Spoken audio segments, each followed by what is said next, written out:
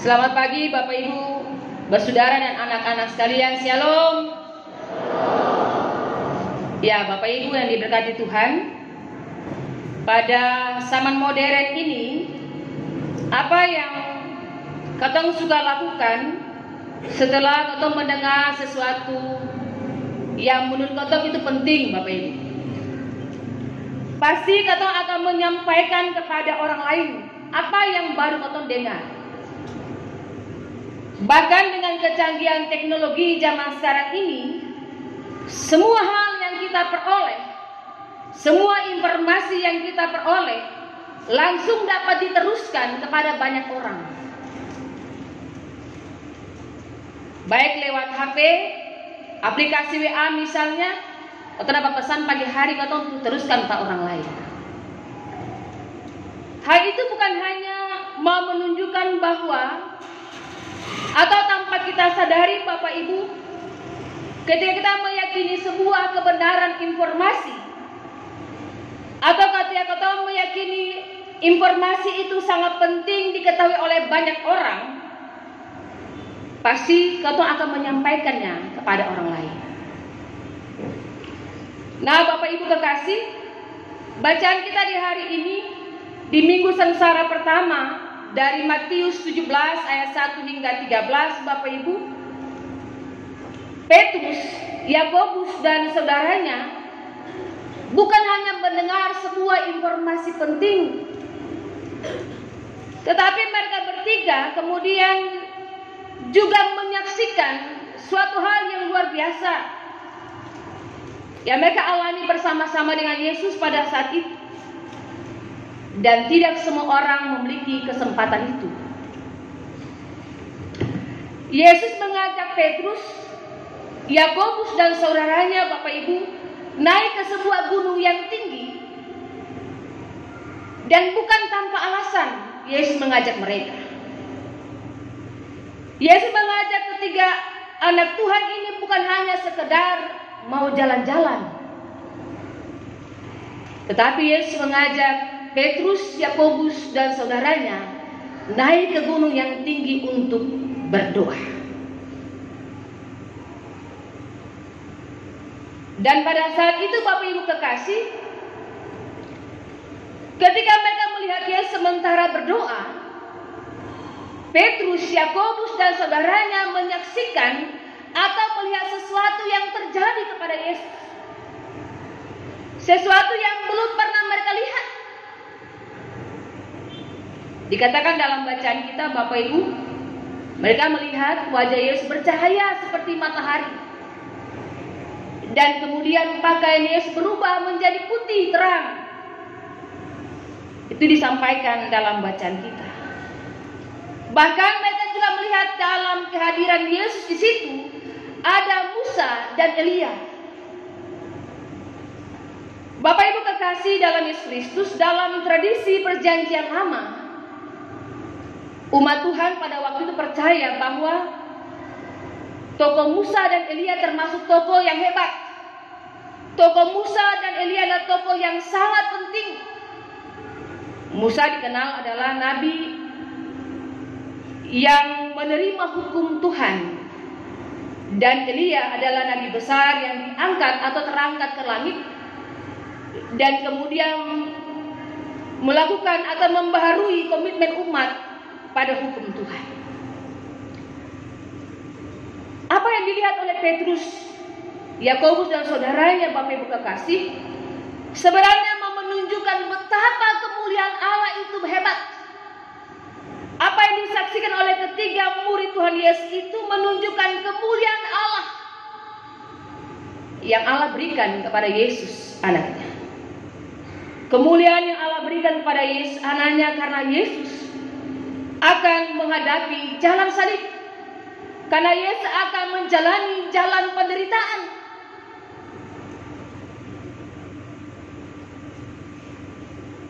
Dan Petrus merasa perjumpaan itu bukan perjumpaan yang biasa, tapi Petrus merasa ada sebuah kebahagiaan yang besar karena perjumpaan yang terjadi antara Yesus dan ketiga murid Tuhan Yesus itu, tetapi juga dengan sebuah kesaksian-kesaksian Dan kemudian dalam bacaan kita dikatakan ada sebuah kerinduan dari Petrus untuk mendirikan 3 kemah bagi Yesus, Musa, dan Elia.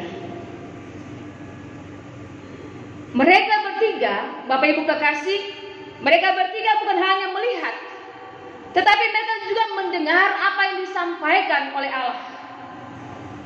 Mereka mendengar suara Allah yang mengatakan bahwa inilah anak yang kukasihi, kepadanya aku berkenan, dan dengarkanlah dia.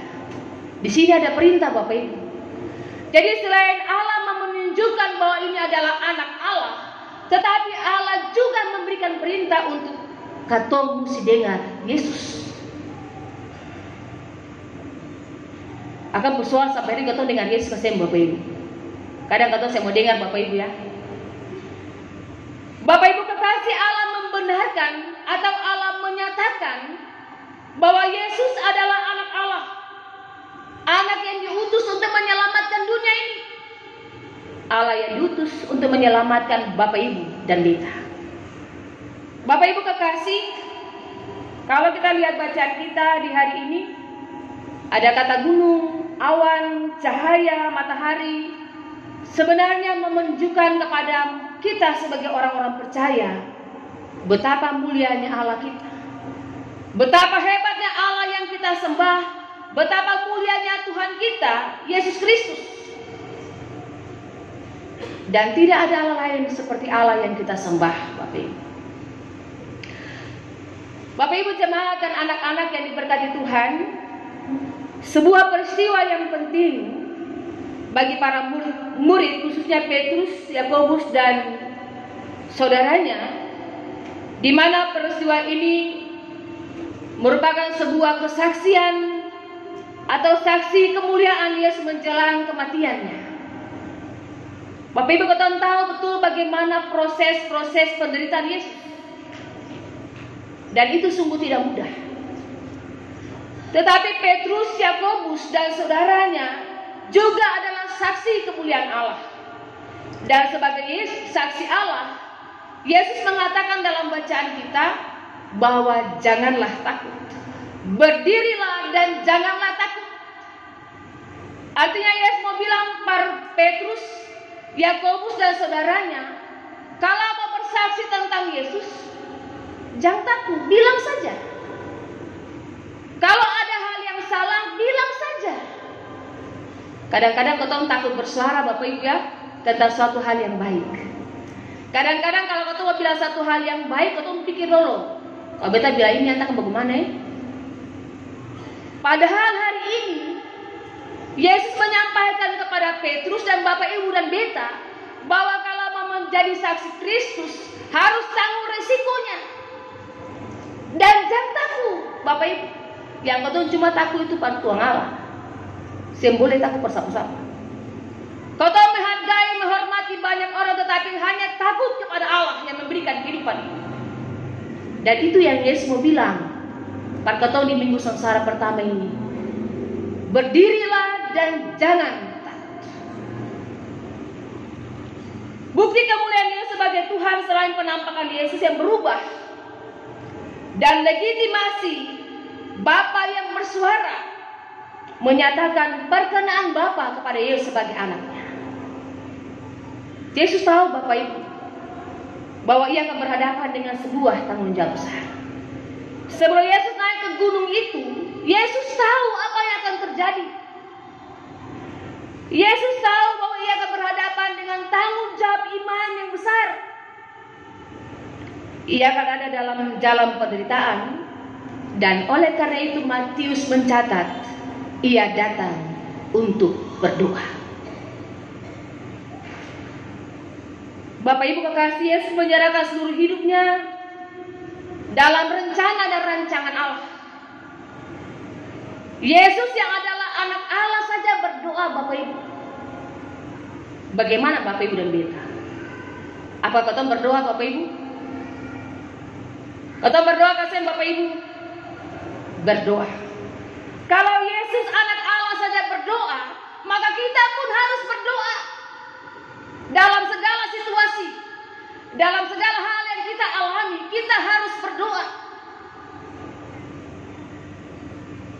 Apakah kita betul-betul berdoa? Atau hanya sekedar lipat tangan dan tutup mata?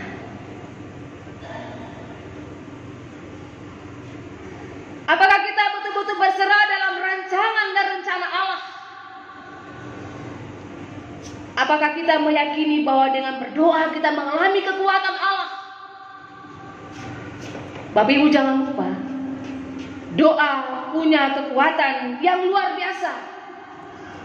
Dan oleh karena itu Bapak Ibu jangan berhenti berdoa. Kita harus belajar Bapak Ibu menyampaikan segala hal yang kita alami kepada Allah mulai doa-doa kita. Bapak Ibu beta punya ayat mas dari SD sampai hari ini beta pernah lupa. Yakobus 5 ayat 16b bilang, doa orang benar bila dengan yakin didoakan sangat besar kuasanya. Kalau Yesus saja berdoa meyakini kuasa Allah, kenapa Bapak Ibu dan beta meyakini kuasa Allah? Doa punya kekuatan Bapak Ibu. Dan doa itu perlu panjang-panjang. Bilang ada yang ketuk hati ini saja Tuhan tahu Bapak Ibu. Kita harus belajar Bapak Ibu menyampaikan seluruh hidup kita kepada Allah dan berserah kepada Allah. Dan ketika kita berdoa adalah bentuk pengakuan iman kita kepada Allah, bentuk pengakuan tentang kemahakuasaan Allah, bahwa Allah kita hebat. Dan ketika kita berdoa maka sesungguhnya kita sedang selangkah lebih dekat untuk mengalami kemuliaan Tuhan dalam hidup kita. Bapak Ibu, mari kita mulai membangun persekutuan yang intim dengan Tuhan. Persekutuan yang intim dengan Tuhan dalam doa-doa kita.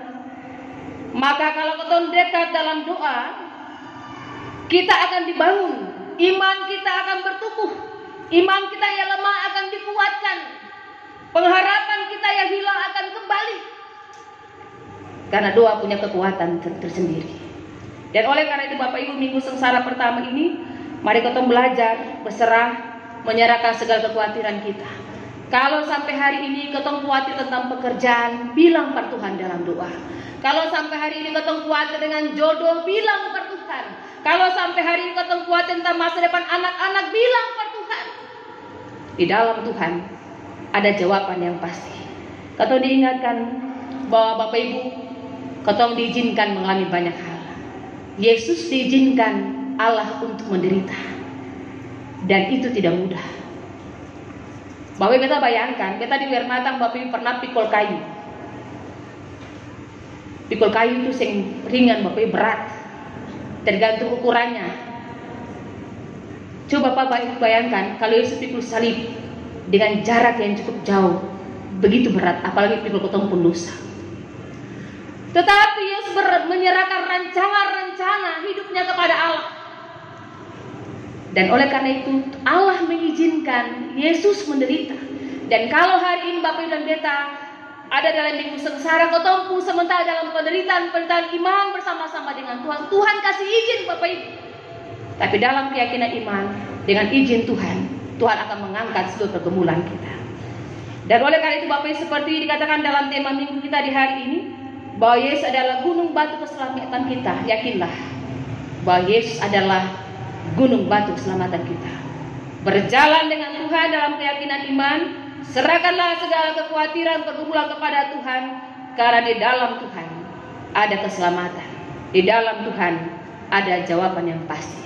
Selama bergumul memasuki minggu sengsara Tuhan pertama dan seterusnya, Tuhan memberkati saudara-saudara. Amin. Kita ada dalam saat teduh, dan saat teduh ini akan diiringi